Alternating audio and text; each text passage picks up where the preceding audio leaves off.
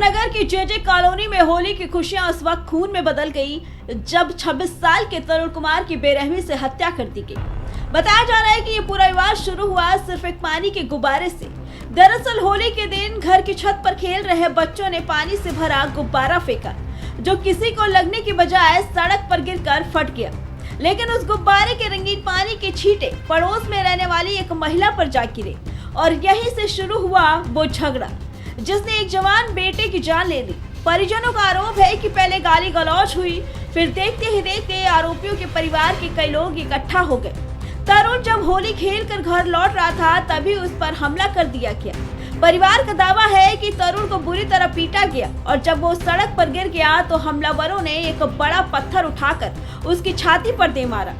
गंभीर हालत में उसे अस्पताल ले जाया गया, लेकिन इलाज के दौरान 26 साल का तरुण जिंदगी की जंग हार गया। इस मामले में कमरुद्दीन उर्फ कमरू और जुम्मा समेत कई लोगों पर हत्या का आरोप लगाया जा रहा है।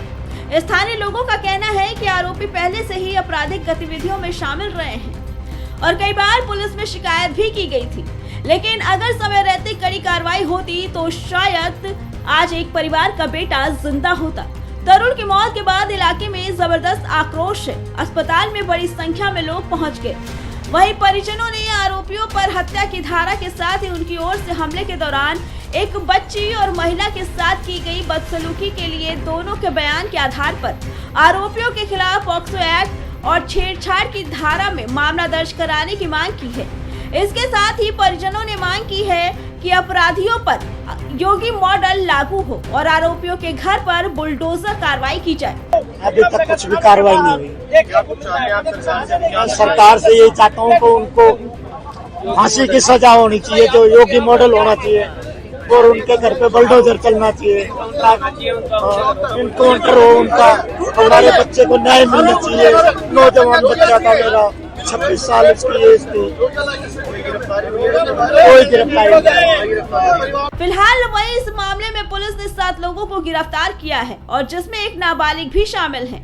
हालात को देखते हुए मौके पर भारी सुरक्षा बल को तैनात किया गया है। पहली रात को ही एफआईआर दर्ज हो गई थी। पहली रात को ही 5 अरेस्टिंग हुई थी, जिसमें 4 बालिग थे, 1 नाबालिग था। उसके बाद से हम ये लॉ एंड ऑर्डर अरेंजमेंट भी देख रहे हैं और साथ में हमने 2 अरेस्टिंग और कर दी है। तो at this point of time इस केस में 7 अरेस्टिंग ऑलरेडी हो चुकी हैं। तो वहीं इस घटना के बाद इलाके में तनाव फैल गया और गुस्साए लोगों ने वाहनों में आग लगा दी और इस दौरान लोगों ने मुस्लिम समुदाय के खिलाफ जमकर नारेबाजी की। इसके साथ ही कार और बाइक को आग के हवाले कर दिया। तो वहीं इन सबके इतर दिल्ली सरकार के मंत्री पंकज कुमार ने भी पीड़ित परिवार से मुलाकात की। उन्होंने परिवार को दिल्ली पुलिस पर विश्वास रखने को कहा। मंत्री ने बताया कि पुलिस ने अब तक 7 लोगों को गिरफ्तार कर लिया। उन्होंने मामले में उचित कार्रवाई का भरोसा दिलाया। मंत्री ने बताया कि पुलिस ने अब तक 7 लोगों को गिरफ्तार कर लिया है। उन्होंने मामले में उचित कार्रवाई का भरोसा दिलाया। देखिए, हम आज आए थे और पीड़ित के पिता से मिले और उनको पूर्ण विश्वास दिलाया है कि दिल्ली पुलिस अपना काम कर रही है। 7 लोगों को दिल्ली पुलिस ने गिरफ्तार कर लिया है। स्वाभाविक है, जिसके साथ ये घटना घटी है उनका दर्द बांटना किसी के लिए भी मुमकिन नहीं है।